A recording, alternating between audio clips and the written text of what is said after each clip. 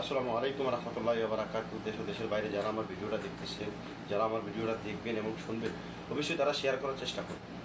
অথবা আমি বলার ছেলে ইউনুস আপনাদের মাঝে আছি সবসময় প্রতিবাদ করার জন্য।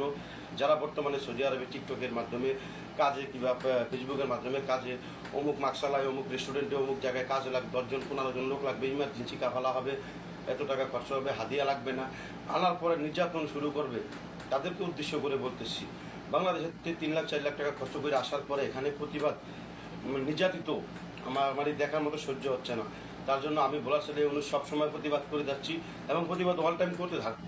কেননা বর্তমানে সৌদি আরবে বাঙালিদের জন্য দুর্নীতির জন্য কোনো জায়গায় শান্তি আপনারা পাইতেছেন না। কেন পাইতেছেন না তা আমি জানি না। আমরা বাঙালি বড় দুর্নীতিবাস।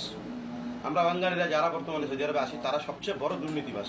এদের কারণে না আছে কোনো জায়গায়, না আছে বাইরে, না আছে ঘরে, না আছে কোনো জায়গায় কাজে গিয়ে শান্তি। এক জায়গায় কাজের কথা বলে 1 মাস কাজ করার পরে একবেলা ভাত যে খাইবো 100 টাকা হাতে দিয়ে ওখান থেকে বের করে দিব, ওই লোকটা পর্যন্ত পাওয়া যায় না। তার জন্য আমি আজকে জিদ্দাতে আসছি প্রায় সকাল 8টা বাজে।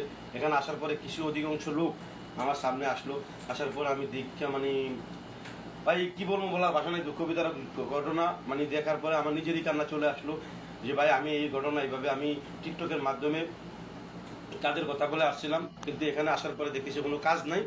আইনা আমার একটা রুমের মধ্যে বন্দি জেলখানার মতো এখানে আনি আটকে রাখছে।